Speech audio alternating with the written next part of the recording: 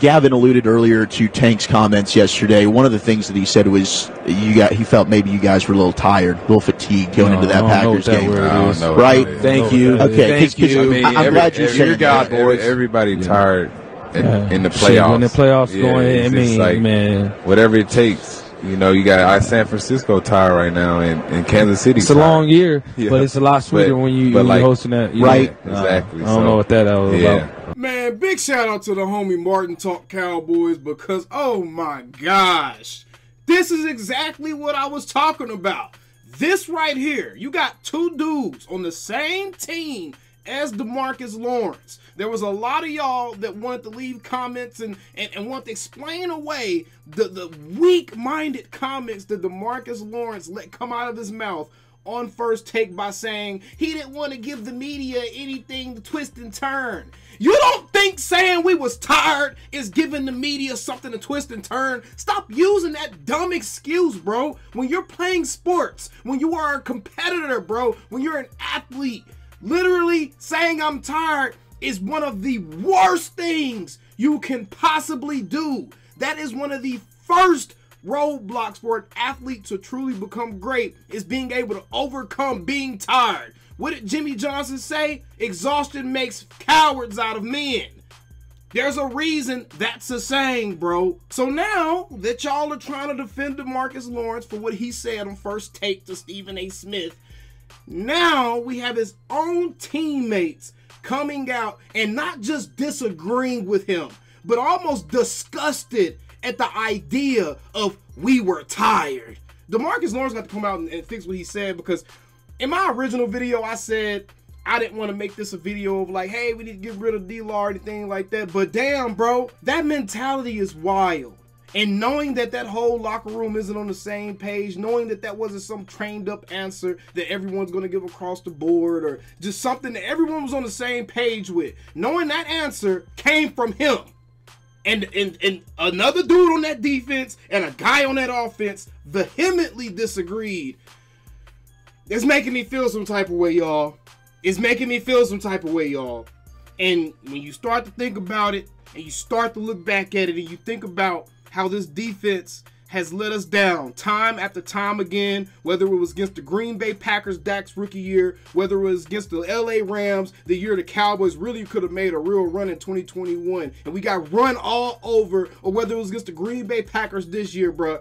When you take a look at it, and I'm not trying to point a finger at D-Law, I promise y'all I'm not, but damn, he's one of the only constants on this defense from 2016 till now. And this defense has done literally the same exact thing damn near every playoff appearance, sans the 49ers games, because they did play pretty well in those 49ers games. They played well enough to where the offense should have helped them win, but the offense just didn't have enough. They didn't have weapons or anything like that, no running game, nothing. So the offense didn't have enough, right? But the defense has been having one constant, one player on the defense this whole entire time, since 2016, bro, and it's been Demarcus Lawrence. And Demarcus Lawrence is the captain. He's looked at as the leader of that defense. And you got some of your soldiers coming out and like, yo, we don't agree with that at all. That's an absolutely ridiculous premise. And not only that, but Stephon Gilmore literally echoed the same exact sentiments that I was saying in my video about Demarcus Lawrence earlier this day. Oh, I'm so glad Martin Talk posted this, bro. Big shout out to you, Martin, bro. You one of the OGs, man. Because this is what Cowboys fans needed to see. We have to stop excusing foolishness. When the problem punches us right in the face, pay attention to the problem. Like one of the commenters said on my last video, I don't know, I can't remember his exact name, but he said, I'm almost glad Demarcus Lawrence came out and said this, because now this is confirming what a lot of us have been thinking, and that this team is just soft, and it's the mentality that's the issue. And now that you have other players coming out, his teammates, bro, coming out and being like, yo, I don't know what that was about, that makes it so much more worse. I don't want to hear none of that. Oh, he's trying to cape up. Who is he going to cape up for? He's not caping up for Dak Prescott. Dak's already been getting killed in the media since the playoffs. He's not caping up for him. He got hold for the MVP award. The NFL ran their FedEx Air Player of the Year poll 4 times and still gave it to Brock Purdy, even though Dak won all 4 times. He gets killed every single day on every talk show. Demarcus Lawrence saying, we were tired, ain't saving face for Dak. If you saving face for Dan Quinn, why? He ain't here. That's our problem now. Why are we so worried about trying to look out for people on completely different teams in other organizations? I want people that's ready to eat folks' faces off. I don't want people that's trying to look out for a coach that's in your same ass division. Expose him. Expose him. So who is he saving? Who is he helping? And no one's on the same page on this team at this point. Michael Parsons is saying we need more guys. Demarcus Lawrence said on First Take yesterday, we don't need more guys. We got the guys we need in the locker room. But then he also said we tired. And then Stephon Gilmore Brandin could come out and be like, hey, what the hell he talking about? That ain't got nothing to do with nothing. Everybody tired. I think the 49ers and the Chiefs are tired right now, but they playing. Stop explaining away bullshit, y'all. Stop explaining away bullshit, bro.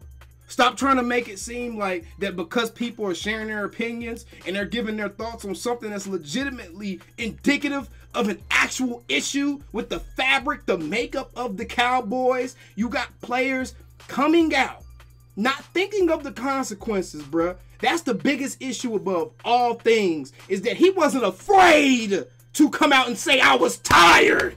He wasn't even afraid to say it. He said, I was tired, bro. I have not heard any other players say that in a post-game interview, bro, after the playoffs, as to why they got blown out, saying I was tired, bro. I wasn't as frustrated as first, and I was trying to maintain a level of composure when discussing this topic the first time, but this right here is exactly what we talking about, bro.